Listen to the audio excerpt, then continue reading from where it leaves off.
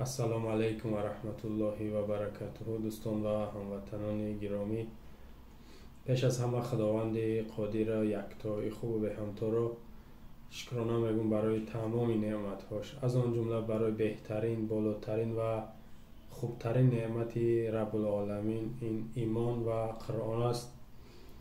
پروردگار را شکرانه خاص میگم و انشالله امید دارم که از دنیا با ایمان و با قرآن رفتن نصیبمان گردانده باشد. انشالله امید دارم شما هموطنان عزیز همه کسا خوبین تنجین. میخوام یک چند دقیقه درباره سفر عملی رحمان به آلمان صحبت داشته باشم با شما. اولا چندین بار ما گفتیم، تکرارم بازم میگم که تاجیکستان وابسته است، از همه کشورها وابسته است، یعنی وابستگی داره از зависимой. به طور مثال اولین بار روسیه شد که در سالی یعنی روان فریاد کرد همون 5 پرزیدنت ازبکستان، قرقیزستان، قزاقستان، ترکمنستان و تاجیکستان روسیه فریاد کرد، یعنی با اونها یک صحبتی خاص گذارم. بعد از اون چین خیتای فریاد چون کرد با این 5 پرزیدنت، اونم با اینا یک صحبتی خاص گذارم. خب بعد از چین دیدیم که باز امریکا رفتن 5 پرزیدنت، امریکا با اینا یک صحبتی خاص گذارم. و اینا دیدیم که در عرفه سفرش بر کشور آلمان قرار داره. باز همین 5 کشور، باز راهبر 5 کشور باز به آلمان رفتن، یعنی فریاد چون کرد کشوردار آلمان یا سروزیرش مرکلش رفتن 5 تا. نوبت با کی مونده است؟ امیر الطالبین و پشتوگین هیبت الله آخونزاده تقبل الله. نوبتی همون مونده است که این 5 پرزیدنت فریاد کنه و حق هم داره، زیرا در اطرافشان راهبر گروه طالبان آخونزاده هیبت الله تقبل اللهش میگن، چیش میگن، همون است، همون فریادشون میکنه. باور دارم که بعد از این سفرشون 5 نفره، بعد یک نفر میمونم کی است؟ رمضان قادر رهبر چچنستان، بعد او با 5 نفر دیگه با فریاد میکنه با چی میگنش کروگه یا که همون میزی مدور دعوتشون میکنه و صحبت دیگه با خودشون میکنه، همه یک لو فریادشون میکنه. هم 2 نفر موندن، یکی راهبر طالبان و دیگه‌اش راهبر چچن. خب در این سفرش به آلمان هموطنان گرامی 28 سپتامبر یعنی همین سال روان چند روز پیش بگم،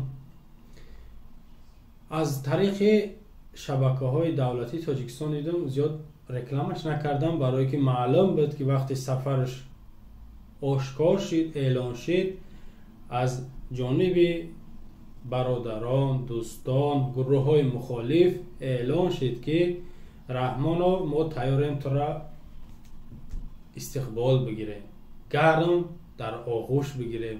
گفتی همون استازی سخن دوست آید گرم در آغوش گیر، رسم خوبی تاجیکان را گم مکن.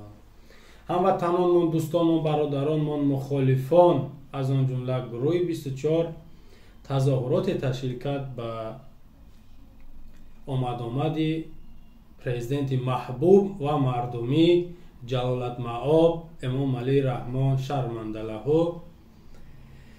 خب در این تظاهرات که در نزد سفارتخانه تاجیکستان در برلین بود،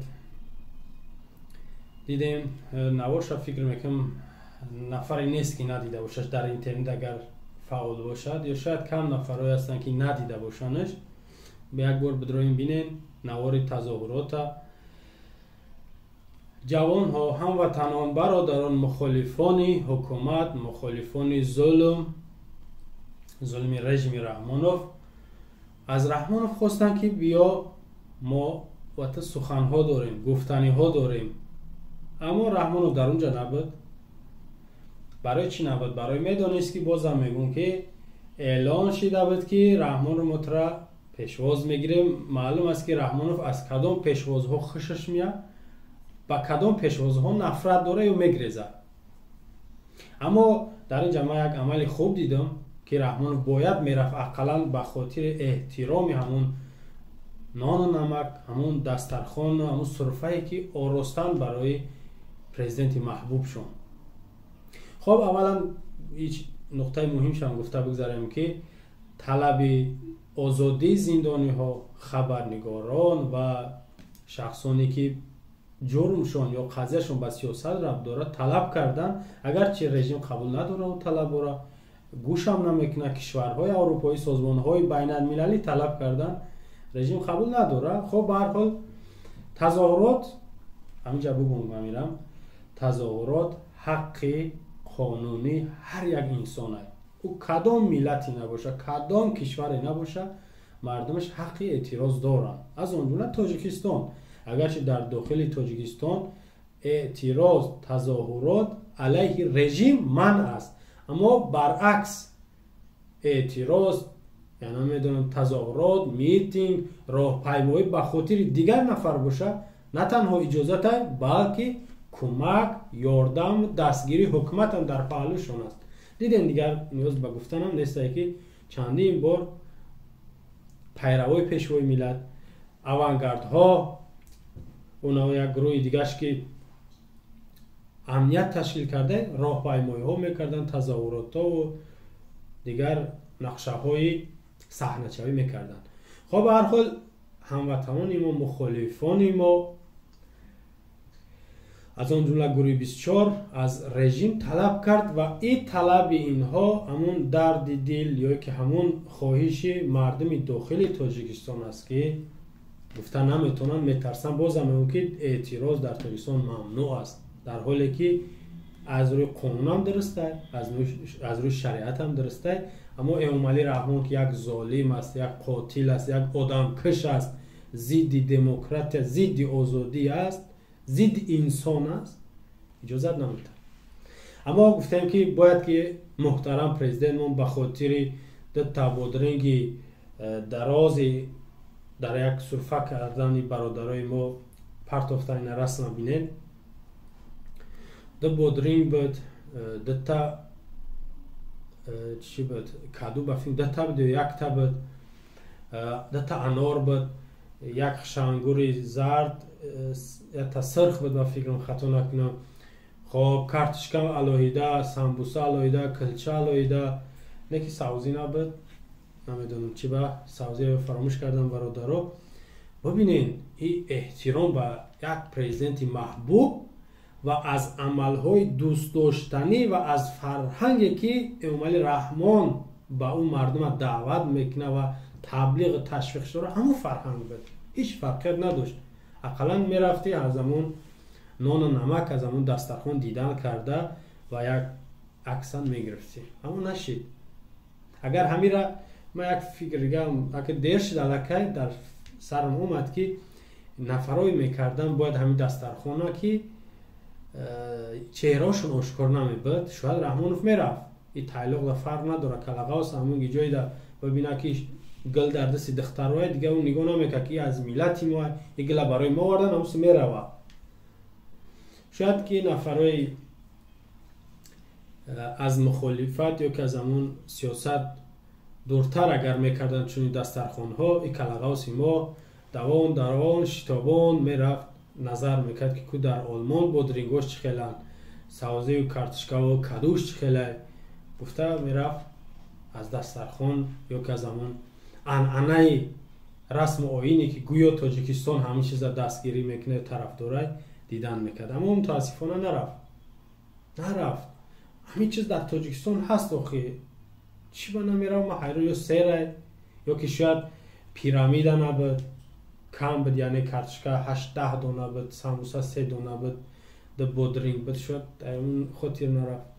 من نمیدونم چی با. به هر حال احترام باید کنی. رحمانوف شیطان پرزیدنت محبوب باید احترام میکردی هموطنان که برای تو زحمت کشیدن در این وقت قیمتی، برای تو سرفه ورستن، مهمان آید گرم در آغوش گیر، با همون سرود در شعر در فکرم اومد، سرم زبانم اومد، رسم خوبی تاجیکان تا باید میرفتی بجا میوردی، اما متاسفانه نرفتی. با تو چی بگم؟ ما طرف داریم که وحدت ملی باشه، صلح و امانی باشه، دوستی و رفاقت باشه، یکجایگی باشه، اما تو از مردمت گریختی، از مردمت پنهان میشه، با نزد مردم نمیره، باز لاف میزنی، دعوا میکنی، کنت میدرونی که وحدت ملی را باید ما دست نتیم، باید ما متحد باشیم میگوی، اما نه در آلمان نه در روسیه تو نزد جوان ها نمیره، نزد مردم نمیره. یک چی دلالت میکنه؟ اگرچه چند بار گفتیم که تخت مغرور، متکبر، یک نفر بزرگ حساب میکنی، اما یک پری پشه از تو بالاتر در نزد ما، یا که یک خر، چند بار گفتم این مثالم تکراری میشه، از تو بالاتره برای ما که او را ما سوار میشم و برای ما خدمت میکنه. حتی یک سگ از تو بالاتره برای ما که او را یک لقمه نان بده صاحبیت میکنه، خانه تا نگاه میکنه، یعنی از دشمن کم بیش محافظت میکنه. اما تو مانند یک سگ خدمت نکردی و مانند یک سگ برای بنده نیز قدری نداره. خب صحبت ما هموطنان درباره تنها همین سفرش برای شما معلومات بتیم، اگرچه بازم میگم که زیاد نفرای نوار اعتراض دیدین. اعتراض حق قانونی شماه. من این دو چیزا میخواستم برای شما در همین نوار بگم. یکی اعتراض، در هر جا هر یکی شما باید اعتراض بکنید. نگاه کنید یک عملی که تو در معقول نمیشود، تو حق داری که اعتراض کنی، حق داری ترا بکشنتم. ای شما گفتم که درجه شهادت داره، اگر زندان تام کنم ای اجر داره، اگر غلبه کنی پیروز شد ای هم فایده داره. به اعتراض تو به جایی نمیرسی، حقیقت داده نمیشه، حق پایمال میشه، قدر قیمت تا گم میکنی. اعتراض در هر کجا باشی حق قانونی اخته، از اون جمله بازم در تاجیکستان اعتراض بکنین، در هر حالتی نباشه. اعتراض خوبه، فایده داره، ضرر نداره. اعتراض نترسین شما، اعتراض بکنین. یک مسئله بود. و دیگه مسئله همون گفتیم دسترخوانی. دوباره ببینین رسمه دسترخوانی نعمت. اما با درینگش یک پیام خوب داره بیان، ولی من فقط میخواستم شاید کمی بی‌معنی تر میشود. اصلا چند بار گفتم بازم تکرارا میگم که این نوارای من رو میخوام زنها تماشا نکنن، برای بعضی سخنای میگم که دشمن نیست، یکی کم تر گپی خیلی چی میگنش بی‌رحمانه میگن یا گپی یک بی‌معنی باری میشود. اما با درینگ اصلا از این دو طرف شما انورا میبود. یک پیام به رحمانوف بود که او رحمانوف همه دسترخوان برای تای مخصوص که بیای ببینی و کیف تا بگیری. خب این دسترخوان با نعمت، دسترخوان با شکوه، اگرچه کمبودی ها داره، گفتیم سوزی نمیرسه، ترشه بگونی نمیرسه، اما به هر حال نه تربزخری بهترین، خربزخری گرینی از این دسترخوان دیدن نکرد. حتی کارمندان سفارت نیومدن که ببینن جشن استقلال گذاشتین، اولی هم در جشن استقلال قرار دارین، یا هم شاید که یک تنتنوی، یک جشن 31 سالگیتون به چند سالگیتون باید میومدین قدردانی میکردین هموطناتون، اما ترسیدین. واقعا شما میترسین، شما بزدلین، شما جزیره ترسون چکین. هموطنان عزیز صحبت دوام دارد انشالله درباره سفرش که با حمله ها و عمل های خوب و خوش پیشواز گرفته شد. انشالله در صحبت های آینده برای شما خواهیم گفت. السلام علیکم و رحمت الله و برکاته.